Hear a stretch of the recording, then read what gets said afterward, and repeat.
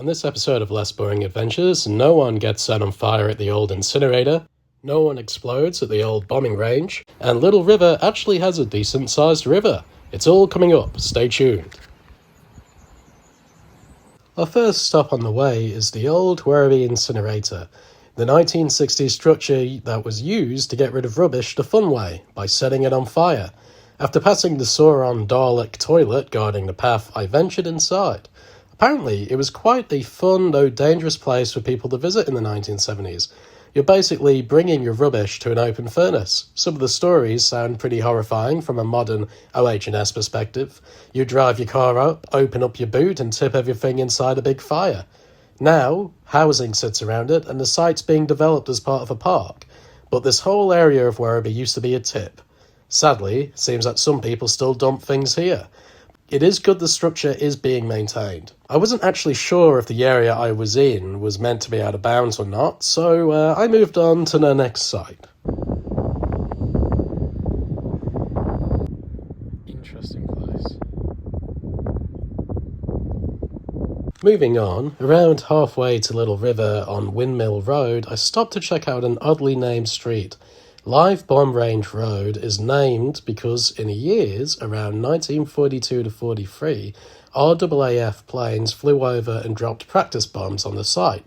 The bombs were about 500 millimeters long and released chemical smoke when they struck the ground so they could be easily seen. As you're driving down this road, you can still see some observation blocks. I have read that there may be 1,000 hectares of unexploded ordnance in this area, so if you visit, stick to the road. Which many cars don't seem to, considering the amount of skid marks and car parts on alongside the road.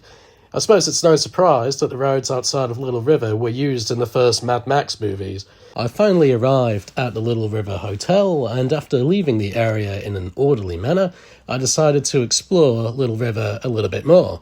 And Little River is actually not just one settlement. Originally, there was a town called Rothwell here. I visited Rothwell Cemetery while I was at Little River this time, and it's probably more likely to say that Rothwell was here first. There wasn't always a freeway or train line between Melbourne and Geelong, and most people would travel between the two settlements by Port Phillip Bay. But a less popular route was the overland route.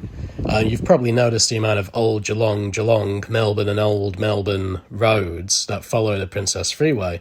Well, the Princess Freeway practically follows that old route, but it's a little bit more streamlined. That route would pass through this area, and in 1839, on the banks of the Rothwell River, a little inn was established that was known as the Traveller's Rest. The Traveller's Rest had a pretty lonely existence and was pretty solitary until 1851, when it burnt down. And what remains of the Rothwell Inn? Well, in 1853, the inn was rebuilt in exactly the same place as the original, and it stood there for around 100 years before burning to the ground again in another fire, and its ruins are still there behind a fence on private property on Melbourne Road, just near the Rothwell Bridge and River. But part of the reason the hotel opened again was because the railway was being established between Geelong and Melbourne, and it was decided that Rothwell would be the place where one of the stations would be made. And when that happened, the town was officially established as a town. The land was surveyed, it was divided, roads were planned, lots of allotments were sold surrounding the old hotel, and I suppose it was thought that Rothwell was going to go from Rothwell to Rothwell off. But that's not exactly what happened. As surveying continued, they discovered that the route they had planned through Rothwell was pretty unsuitable because the ground was like unmanageable soup, particularly during heavy rains. So they moved the planned station a little bit north of Rothwell to the settlement that later became known as Little River.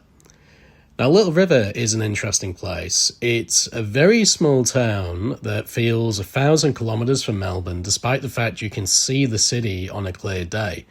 The town has a very rural feeling for a place 12 minutes out of Werribee. The station building at Little River was opened in 1864 and is a very early station by Victorian standards. A very pretty building. It's a shame its windows are boarded up. You can still see some of the old school flair around the station, including the Victoria Rail signage and this old rusting Melbourne to Geelong time-keeping thingo. The railway station brought not only passengers, but goods and a steady stream of new arrivals from large towns, eager to fulfil their dreams of a life on the land. Rothwell began to struggle to survive with Little River becoming more and more established.